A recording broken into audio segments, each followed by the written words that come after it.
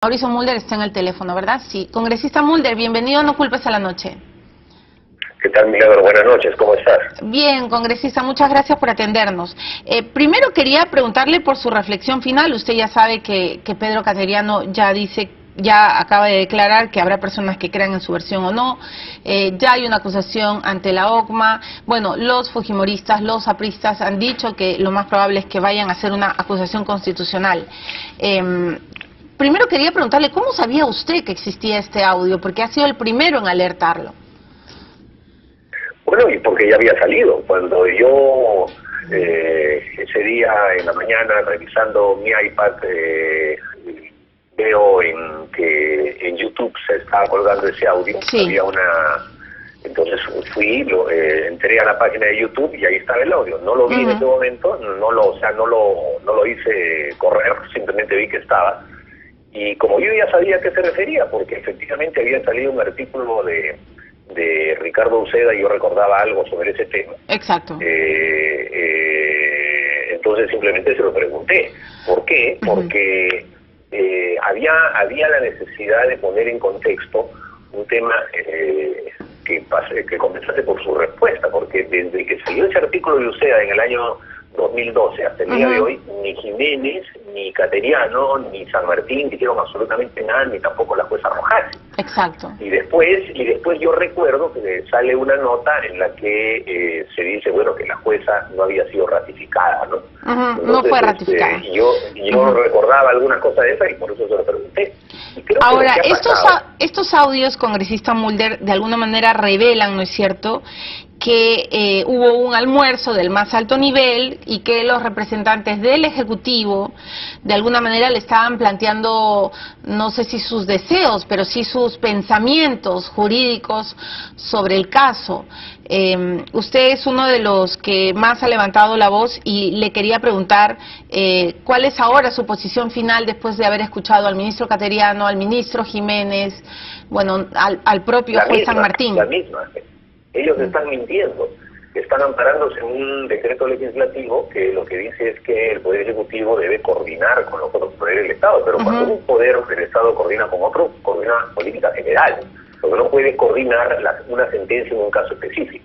O sea, políticas generales de aceleración, crear salas especializadas para ver el tema de los casos que vienen de la Corte Interamericana o cosas de esa índole.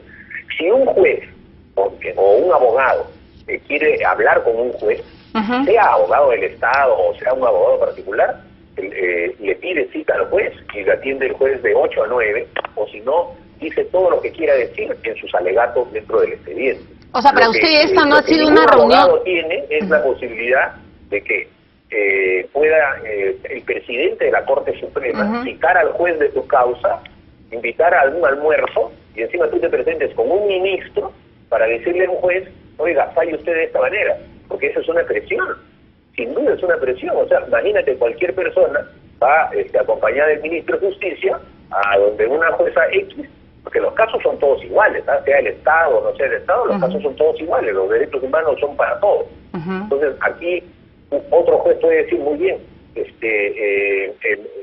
me invitan a almorzar, mi jefe en términos administrativos, el presidente de la Corte Suprema, el ministro de Justicia, el agente del Estado peruano, y me dicen que hay un problema de Estado aquí, que hay que entenderlo de esa manera. Entonces, otro juez quizá hubiese dicho, bueno, ¿para qué no voy a pelear? Entonces voy a sentenciar como Dios dice, porque puede tenerle miedo a gente que tiene poder. Pero y según la jueza Rojasi fue evidente que no lo hizo. Sí, claro, pero según su criterio... Ellos no hayan tenido la intención de presionarla. Ajá. Congresista Mulder, permítame hacerle preguntas para entender mejor su pensamiento. Según su criterio, digamos, frente a este tema, que el proceso está abierto ante la Corte, se supone que sería visto en octubre, no lo sé, no debían conversar nadie, o sea, nadie debía de sentarse a conversar sobre el papelón que estaba haciendo el Estado peruano.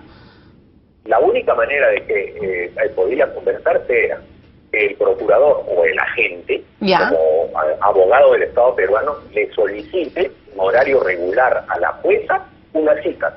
Y la jueza, a la hora que recibe a los abogados en todos los juicios, porque hay una hora preestablecida, El Poder Judicial hace bastante tiempo ha prohibido que haya reuniones entre abogados y jueces en horarios que no son los apropiados. Pero César San Martín ha dicho... Y ahí habla todo lo que quiere. Ya, pero César San Martín ha dicho que esto era regular, que no fue ninguna... Es más, el propio ministro Jiménez hoy día ha dicho, aludiendo básicamente a ustedes los apristas, que no fue pues una reunión en una suite, ni en un hotel, ni que fue en un restaurante, ¿no? Sino que fue absolutamente regular, abierto, transparente. ¿Usted no les cree? Bueno, en lo de restaurante, supongo que se referirá al señor Omar Tejada, no creo que se esté refiriendo a otra persona, pero en todo caso, eso no quita, pues. O sea, el que ellos vengan con esas frases muy políticas, etcétera, no quita que un ministro no tiene derecho a ir a hablarle a un juez sobre un tema particular, por más que sea del Estado. No tiene derecho, no es su papel. Esta es una presión indebida. Esta es una interferencia del Poder Ejecutivo. Congresista Mulder, cuando usted dice que un ministro no tiene el derecho de ir a hablar con un juez, lo que nos está diciendo es que esta es una interferencia del Poder Ejecutivo sobre el Poder Legislativo.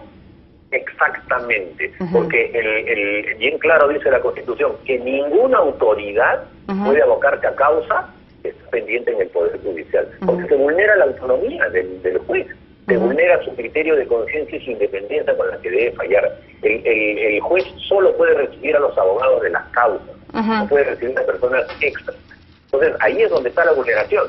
Si el ministro de Justicia quería, como dicen, unificar criterios, eso lo hace con el presidente del Poder Judicial, ellos dos, y hablan sobre términos generales, pero no puede hacerlo con un juez sobre un caso, porque no se puede unificar criterios entre el Poder Legislativo y el Ejecutivo, porque entre el Poder Judicial y el Poder Ejecutivo, el Poder Judicial es autónomo, no tiene por qué unificar nada. Bueno, una última pregunta, ¿qué hacemos con el escándalo? Porque esto obviamente va a llegar a la Corte, de hecho ya debe haber llegado... Yo quiero aclarar lo siguiente, yo soy del criterio, en el caso de fondo, que no hubo ejecución extrajudicial, que los comandos de Chavín de Huántar son absolutamente inocentes. Y no hubo ejecución extrajudicial porque después han habido otras pericias distintas a la de Baraybar, en la que se revela de que el orificio de bala puede haber sido de una contingencia de guerra o de batalla y no está acreditada fehacientemente en la condición de sobreviviente. Pero en fin... o sea, usted parte porque no hubo... Congresista Mulder, usted parte... que ver con el tema de fondo. Congresista Mulder, usted parte porque no hubo ejecución extrajudicial a Tito.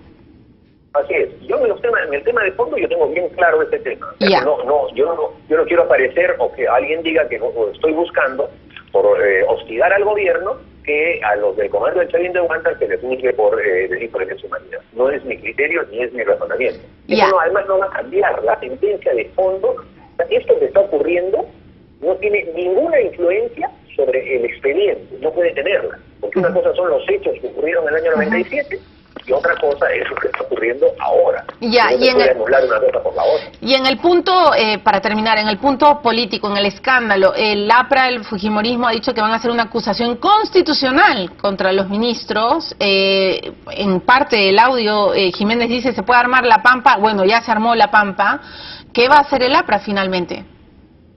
Bueno, yo creo que corresponde una acusación constitucional y además corresponde que haya una comisión investigadora, porque en su caso sea la Comisión de Justicia la que investigue el tema y vea absolutamente todos los detalles y analice ese audio para determinar qué tipo o qué grado de presión hubo sobre la jueza. Y también es importante que ella dé la versión del mismo. Entonces, me parece que este es un tema que tiene que dilucidarse, porque no puede haber en democracia fallos judiciales donde haya presiones de un poder sobre un juez para que esos fallos estén politizados. No, eso está claro. Creo que es un principio jurídico. Bueno, muchísimas gracias, congresista Mulder. Ha quedado clarísima su posición. Le agradezco y espero tenerlo pronto aquí en el programa. Ha sido Mauricio Mulder, de hecho fue el primer congresista que alertó en el Pleno sobre estos audios, y al regresar vamos a conversar con Carlos Rivera, abogado representante del IDL. Él está además súper empapado con el tema y vamos a ver qué va a pasar con el Perú, porque este proceso está abierto en la Corte Interamericana de Derechos Humanos. Nos vamos a la pausa y regresamos con el doctor Rivera.